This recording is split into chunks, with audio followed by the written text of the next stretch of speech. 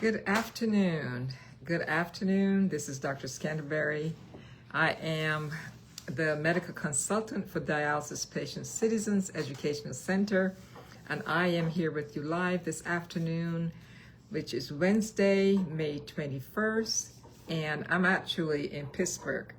I am traveling today, so my background's a little different because I'm trying to get as much light as I could possibly do, because unfortunately it just started to rain and the room has gone somewhat dark. So thank you so much. I am Dr. Velma Scanterbury. I am here on Dialysis Patient Citizens Educational Center, and I'm waiting for you to join. As soon as you come on, I'm here to answer your questions, discuss any topic that you may have in mind for discussion, and we can talk about anything, whether it's about being on dialysis. You can be a transplant patient, you can be a caretaker, anyone involved in the process of kidney disease, or thinking about whether or not you will be getting to stage 5 kidney disease and will need to consider dialysis replacement therapy. And this week I've had a few people who were only told about hemodialysis and not transplantation, or not even peritoneal dialysis. So for all of you watching, I'm sure you've been on a journey either on dialysis or transplantation, and it's really about advocating for your options in terms of being told what are your options. And again, for those who are joining, my name is Dr. Velma Scanterbury. I am a transplant surgeon and the medical consultant for Dialysis Patients Educational Center, Dialysis Patient Citizens Educational Center, and I'm here to talk to you today. Really, it's about Ask the Doctor session. So whatever questions you may be having, thank you very much, Pamela and Conchita, hope I've pronounced that right, for coming on, and any questions you may have. If you've had a kidney transplant and your journey has been smooth, or you've had complications, one of the things in realizing that, as I think there was a question posed in the kidney transplant chat about receiving multiple transplants. And I actually had a patient in my office this week who is on her, trying to get on the list for her 4th transplant. Is it possible? Yes, it's possible.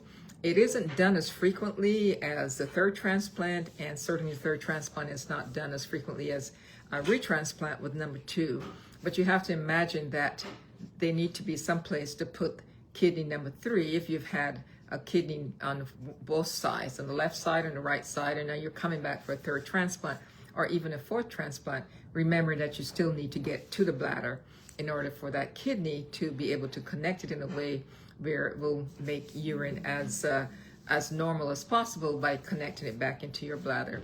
So I thank you for joining. Again, I'm Dr. Velma Scanterbury, and this is your half an hour with Ask the Doctor. So if you have any questions, go ahead and post those questions, and I hope that I can answer them before the end of the session. And if not, you are always welcome to answer them in other venues as well. We also have Instagram that we will have on the first Wednesday of the month, and this Facebook Live will be that's every other month, and we are changing up at Dialysis Patient Citizens Educational Center. So the Facebook Live will be on the 4th Wednesday of each month.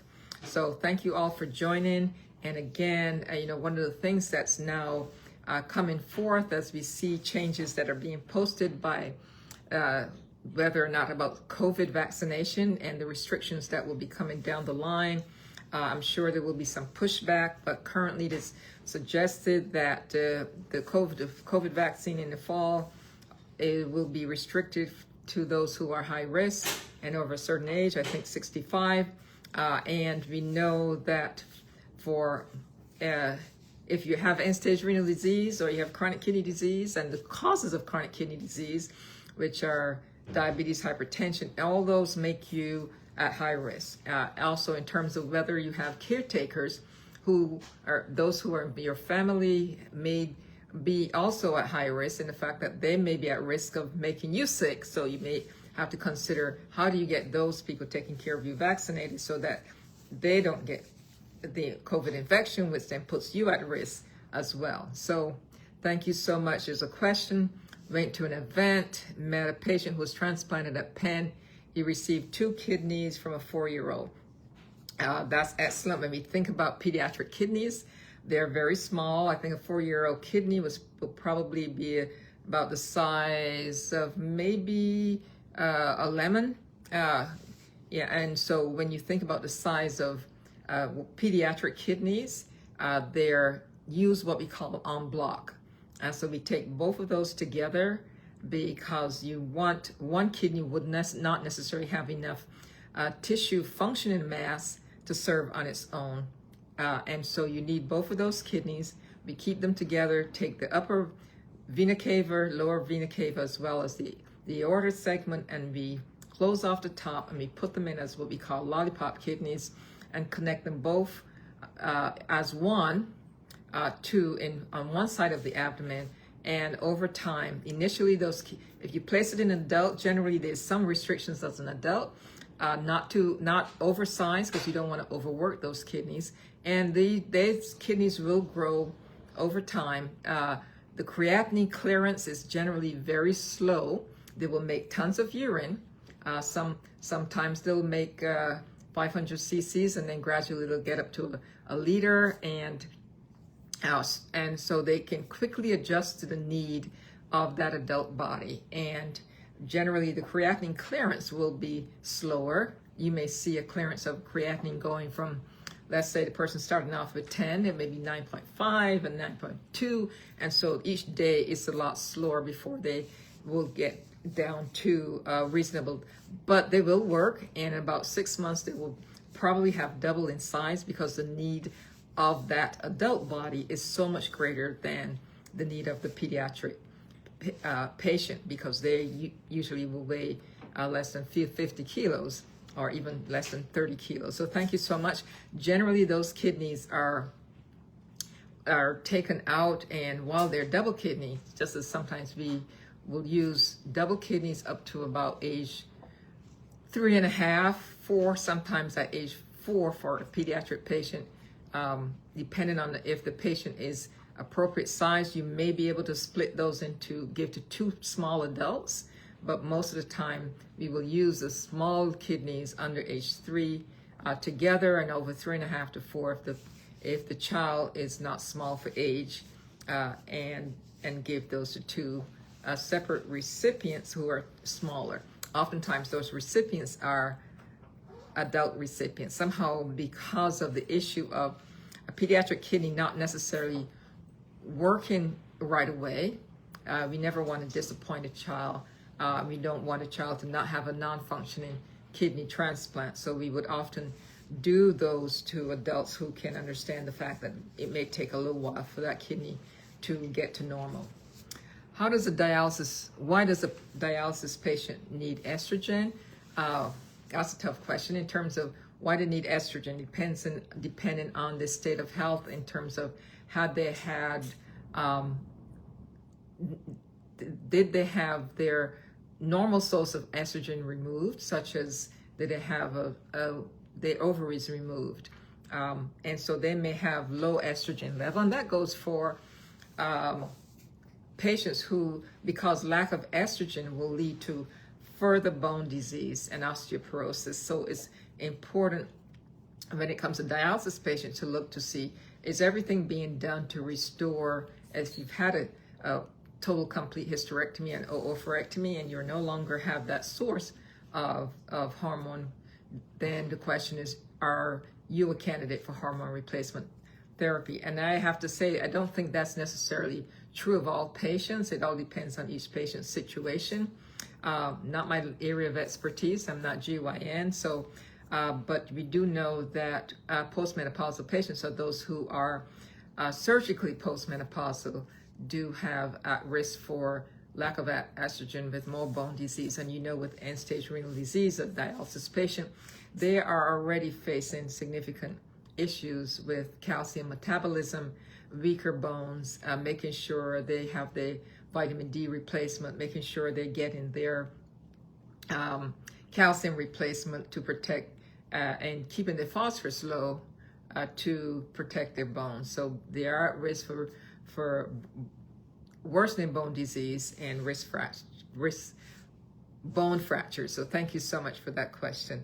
Again, I'm Dr. Velma Scanterbury. I am the medical consultant for Dialysis Patient Citizens Educational Center. And we hope that you are here. I see many of you have been here before. We also see some new patients, newcomers, so welcome again. If you are an ambassador to DPC, let us know as we welcome our ambassadors. They're doing such great work. And if you are not or have not been associated with DPC, I encourage you to go to the website. There's lots of information. Join the patients group. There's lectures, there's recipes, there are topics, generally on a regular basis, that there's such an opportunity to learn and be educated more. So what are the chances of a patient who had open heart surgery receiving a kidney transplant? Well, actually, sorry, we have some thunderstorms and that's some thunder. Not open heart surgery receiving a kidney transplant. Certainly if you had open heart surgery because you had coronary artery disease and needed bypass surgery or mitral valve replacement or any kind of valve replacement, it does not exclude you from receiving a kidney transplant. You just have to be cleared by your cardiologist to make sure you're okay to receive. And that's generally for many of our patients, especially long-term dialysis patients may have underlying coronary disease, or even with long-term hypertensive patients. So for many patients, they need to have a coronary angiogram.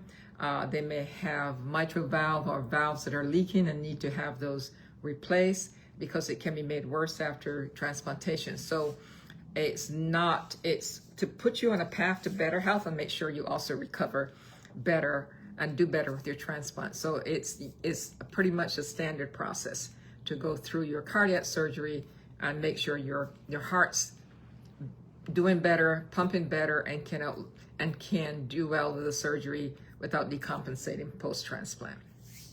Thank you so much for that question. What is the longest lasting transplanted kidney from a living donor? I would have to say we know that there are some patients who I know are close to 40 years post-transplant. They're few and far between. As far as a living donor, it depends on the age of that donor, the risk of rejection. But for the longevity after living donation is certainly excellent. And so I think it's somewhere between 30 and 40 years. There may be more, there may be greater, but I have not heard of. So it's certainly, when you think about longevity after kidney transplant, sort of a bell-shaped curve. The bulk of the people are in that 15 to 25 years, with less on either end of the bell-shaped curve. But there are those on either side who do well. Is it safe to become pregnant while on dialysis or after transplantation? So you know that while you're on dialysis, this may be difficult depending on at what point you are, because you have to make sure that your kidney clearance, you certainly are high risk. By the time you have been on dialysis for a while, you may not be able to carry that pregnancy. So some people is very unusual, but if you do get pregnant, you have to be followed by your OB to make sure you can be sustained through that pregnancy while on dialysis, making sure to minimize all the side effects, hypotension, dialysis really to the point to get you through without having to have an early delivery. There are some people who have done it. The safety depends on your stage of dialysis, how well you're dialyzed, and whether or not you are putting yourself at risk during that pregnancy. So that's a discussion between you and your OB physician. After transplantation, generally we usually will tell our patients who want to have children to wait at least 6 months. A year would be better to stabilize your kidney function, make sure that your hypertension is under good control, and that you are far away from your risk of rejection or needing to have a biopsy. So we want to be or your risk of even having other extra problems. So we generally will say wait till a year, get clearance with your OB. Sometimes we may have to remove, take away some medicines that may be teratogenic or may be harmful to the baby in the first trimester. So there's a discussion about which medicines should be removed or exchanged for other medicines to protect the growth of that fetus, especially in the first trimester. So that becomes important for plan. There are certain medications that you would not want to conceive while you're on these medicines. So, and if you do, then there will be some discussion about what's the risk of birth defects to the baby, the fetus. So those discussions should be had before you get to the point of deciding to conceive. Thank you very much for that question. Again, I'm Dr. Velma Scanterbury. I am the medical consultant for Dialysis Patients Citizens Educational Center, and glad to be here. This is Ask the Doctor session, and thank you for all of you who are still with us, and I hope you can join again if you have if you're not here anymore. So thank you for that. Nancy has another question. Please explain epogen.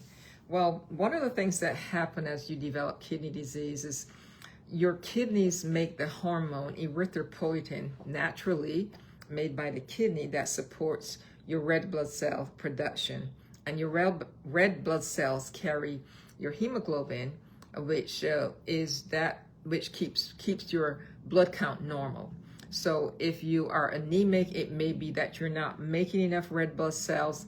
It may be that you have enough red blood cells, but you may be iron deficient, and so you need that iron in order for your hemoglobin to work properly. But when you have kidney failure, and as your kidneys are failing from stage 3 to 4 and then on dialysis, that erythropoietin is no longer produced from your kidney. So one of the side effects of end-stage kidney disease and being on dialysis is that you will develop anemia without the ability to make your hemoglobin. And so erythropoietin is an artificial stimulator, similar to epogen is an artificial form of erythropoietin that's made by your kidneys if they weren't, if now that they're not working, to allow you to stimulate your bone marrow and your cells to then bring your hemoglobin up from dangerous levels. Some patients would drift down to a hemoglobin of 7 or 8. Generally, the erythropoietin is given and is paid for by your insurance to keep you at about a level of 9. That still keeps you anemic, but it keeps you out of heart disease or heart issues. As you have less hemoglobin, you're also not oxygenating well, and you're also not breathing well. So that is an issue with many dialysis patients. So you want to keep that erythropoietin going. While you're in dialysis, you find that it's given with injections or into your dialysate while you're there. Mike says, how to handle menopause. My wife is 51 and has been transplanted 9 years ago. What can she do to manage her symptoms? Absolutely, certainly, as any person who's going through menopause, she may want to have a discussion with her primary care physician about medicines to control her symptoms, whether it is anxiety, whether it's depression, whether it's hot flashes, whether, depending on what she's facing, there are myriad number, irritability, there are myriad of symptoms, as are her primary or her GYN. There are many therapies that can help with that. And certainly 9 years ago, she should be likely on lower doses of prednisone, because we know that prednisone sometimes can also make you irritable and other side effects. So please advise her to talk to either her OBGYN or her primary care, who can help her get through this phase with some additional practices or even some medications, so that she can be more comfortable and less symptomatic. It's one of those things we don't talk about a lot, and we go through menopause assuming that what you're supposed to face is what you're supposed to face, and that we all should grin and bear, but I don't agree. So that's my opinion on this. So thank you so much for that question, and thank you for advocating for your wife, because you may be getting some sleepless nights or bearing the brunt of her irritation. So I'm sure you want to also see some better outcome. Thank you so much.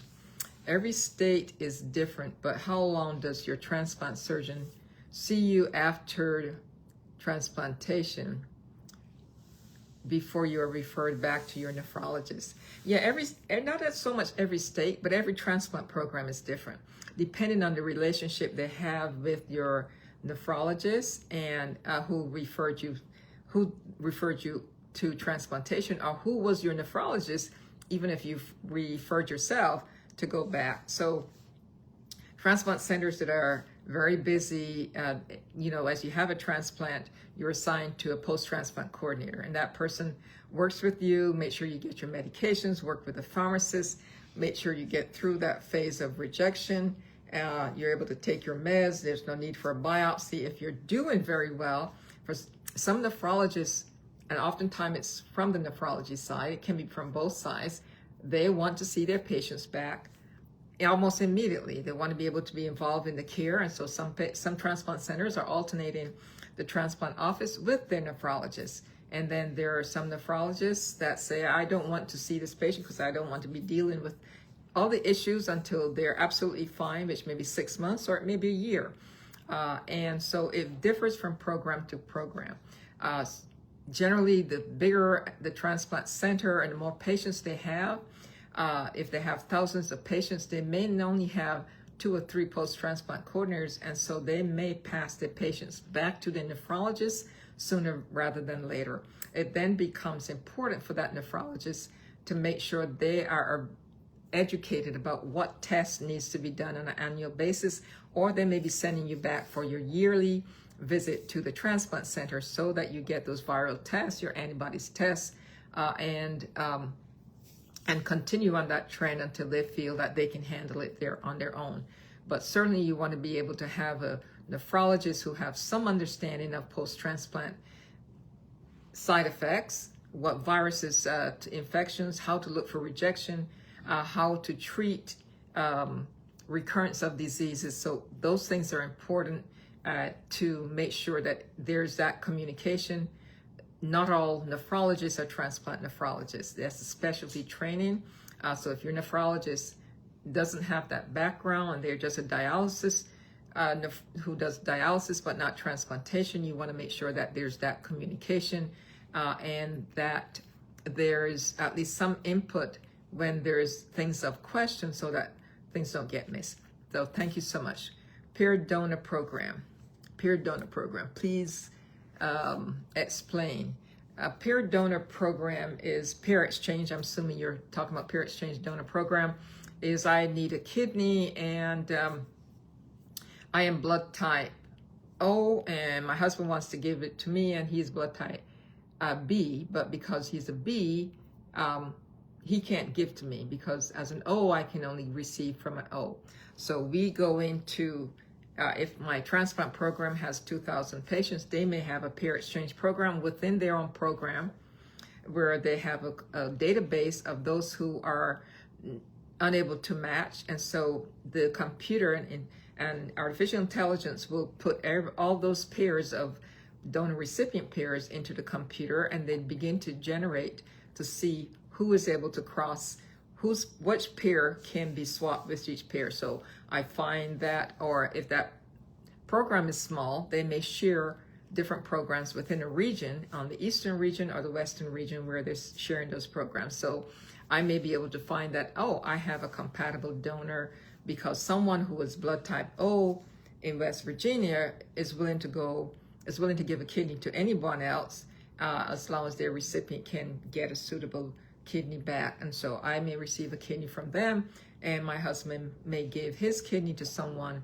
in Philadelphia, and that recipient then gives that kidney to someone else. So that's like a paired donor exchange where programs work together to provide kidneys for those who are not able to get one from their designated donor. So hope that explains, hope that's a fair explanation. It's 4:25. We have time for a few more questions. Thank you all for hanging on. Again, my name is Dr. Velma Scanterbury, and I am a transplant surgeon, retired, now practicing family practice, but I'm here as the medical consultant for Dialysis Patient Citizens Educational Center. Blair the Smith, how long is recovery after transplant? Well, transplant is like any other surgery, whether your kidney works immediately or doesn't work immediately. You're going to have to get out of bed and walk around and do all the things any post-surgery recovery will do. You will have a Foley catheter. If your kidney is, because you have that connection in your bladder, that Foley catheter may stay for 3 days or 5 days, depending on whether the kidney is working right away, or if they really want to keep up with how much you're urinating so that they can keep up with your input. Then that Foley may stay for 5 days. Most people are able to go home by 3 to 4 days if you're a living donor transplant recipient and that kidney is working well and you're up and walking around, and you're able to, you may go home with the Foley. As long as you are off the IV medications, doing well, no GI symptoms, able to, food can go in and come out, pain is tolerable without IV medication, and you're up walking the hallways and you have a caretaker who can go with you, that recovery can then occur outside the hospital. They're always anxious to get you out and get you back to your home environment. I've seen some donors go home the next day. I've seen recipients go home in 2 days. By day 3, once all the medicines doses have been decided, we titrate the dose to see what you're getting. And then we see you probably twice a week, come back, get your blood drawn, check to see how your kidney is improving. And if generally it requires staying close by. If you don't live close by, oftentimes they'll put you up in a hotel somewhere where you can be monitored in the outpatient clinic. So the drive is to get you to outpatient. The recovery in terms of how you get back to normal depends on your pain extent. Do you not need pain medicine? You're not going to be able to drive, so you're dependent on someone driving you. And you're going to have this pain in your incision. So you may not be able to tolerate being up all day, taking a nap in the afternoon. So I'd say the full recovery generally is about 2 to 3 weeks. Some people who want to go back to work or work from home can often work half a day, depending on how the kidney function is doing, if there's no need for biopsy. If those things are occurring, then you may have a longer course of being seen in clinic a little more often than not. So it can be a month, it can be 3 weeks, it can be 2 weeks, depending on your recovery. Is there a call center for our post-transplant patients to call for questions or concerns? Yeah, generally there's always someone in call. There's always a transplant surgeon or oftentimes a nurse, one of the nurses that take call so that patients have access. There's always someone on call who's doing donor call as well as recipient call, so that whether it's the middle of the night, there's always a call center for every transplant center who can take your calls. So if it's not, that's an issue. So make sure that they're giving you the information, and generally, especially in the early post-op period. But as long as you are connected to that center, you should be able to call and speak to your post-transplant coordinator until you're far out and you're now referred back to your nephrologist. They may say call your primary doctor if you have a cold or you have an issue that's not related to the transplant. They may ask you to reach out to your primary care physician, which is why it's so important to have a primary care, because not everything is related back to your kidney or even your dialysis. My husband passed all the tests but can't walk by himself, so he got taken off the list. So you have to be able to recover post-op. Now, there's some patients who may, if you have to go to a nursing home and be able to, and not have the strength to recover, then the question always becomes, is this going to be beneficial for you? So I hope that for some of our patients, we will put them through physical therapy or for stamina and endurance so that they can build up strength and stamina and then come back and reevaluate it. So it may, you know, if he's had that and he's still not able to do it, then generally each center is different. But you want to be able to be strong enough so that you can walk and that you can recover. Because just imagine if when he's sick and post-transplant, then it may be an issue. So I hope that this seemed to have been a very interactive session. Thank you all for joining. I welcome your presence, and I hope to see you again next month in July. And be sure to join DPC and go to the website, sign up so that we can also be on the Instagram live as well. So have a great day, enjoy, God bless, and thank you so much for being here. This is Dr. Scanterbury. We'll see you again. Take care.